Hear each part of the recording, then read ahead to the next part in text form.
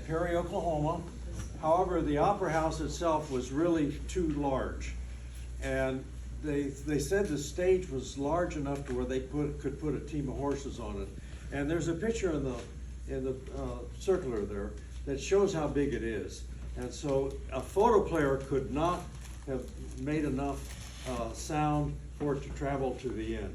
So they had a Will Rogers movie there that they talked about, but it had to be with an orchestra. There's just no way any Fotoplayer could cover the distance that's shown in that photograph.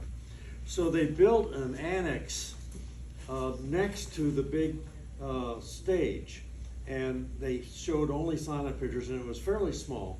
And it opened in 1918, and this was installed originally as the original instrument in the annex in that opera house. And Perry, Oklahoma is where Buster Keaton was raised.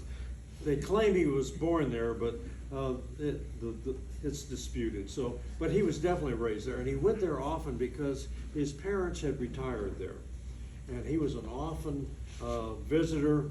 He brought his family there. He brought people from Hollywood there.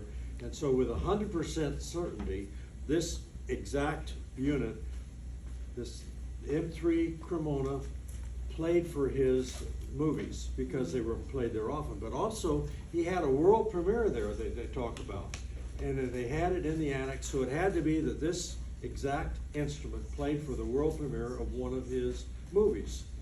And it stayed in that theater until it had structural damage in the 1960s, at which time it was moved to the ranch of the Tates. And it sat on a dirt floor for almost 20 years, and it was eaten up by termites, as you can imagine. And that's when I got it. I got a bunch of termite wood, and it took 20 years to restore it.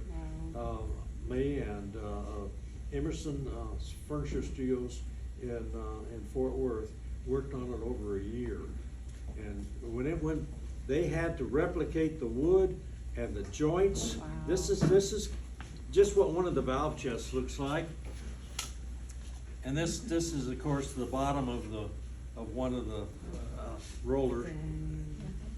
So it was a labor of love for the people in Fort Worth that worked on it. They really did a wonderful job of counterfeiting the pieces. Things like joints have to be exactly made the same way. You can't make them the way that all of his cutting tools were set. He had to have cutting tools made that would give him the right distances to where it was not considered, well, you just have to keep the antique look, otherwise it loses its value. So it now is finished, and I have the fabulous player for it. We're going to play with a silent movie, another Buster Keaton, of course, and probably a play for that one.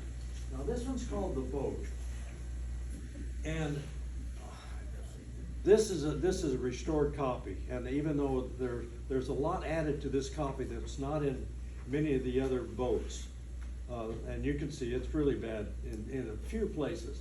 But there's one other thing there's a joke within it that you've got to figure out. And what happens is, like a lot of jokes around, he builds a boat in his basement. And of course the boat is bigger than the basement door. Okay, that's fine. So now when he hooks his car up to it to pull it out, catastrophe happens and the house is damaged. Okay, after the house is damaged, his wife stands up in the back of the car and says something. She says, "What do we do now?" In this version, that does not show because the original didn't, but the distributors added that language later because the joke was so good. So it falls down, she stands up and says, "What do we do now?" And he walks over and he picks up the bow of the lifeboat. And you gotta be quick. On the bow of the lifeboat is the name of the boat. And the name of the boat, if you say it phonetically, answers her question. Okay, there's one other time she does, if you missed it then, try to get it the next time. She christens the boat, and you can kind of see the name then. You have to say it phonetically. You can't read it. And then there's a third time where he calls the Coast Guard, and it comes across phonetically, and the Coast Guard hangs up on him. And you'll know why when you figure it out. So did, and then at the very end. Yes, yes, You thought you- yeah. It's one thing,